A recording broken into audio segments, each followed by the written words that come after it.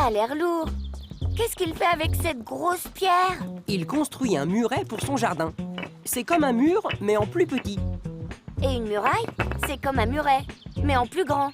Et encore plus grand que le mur. Écoute, mur, muret, muraille. Tous ces mots ont des lettres en commun. Les lettres M, U et R. On dit que ces mots ont le même radical, c'est-à-dire une base de lettres communes. Alors le radical, c'est comme une racine ou un tronc? Ça part de la base et ça donne plein de branches. Et sur chaque branche, il y a des mots. Oui, mais pour un jardin, il vaut mieux un muret qu'une muraille. Ce qu'il faut surtout pour un jardin, c'est des murs.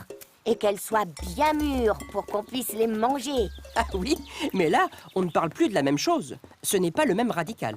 En plus, ça ne parle pas de la même chose. Une mûre qui n'est pas mûre, c'est juste qu'il faut attendre un peu pour la manger.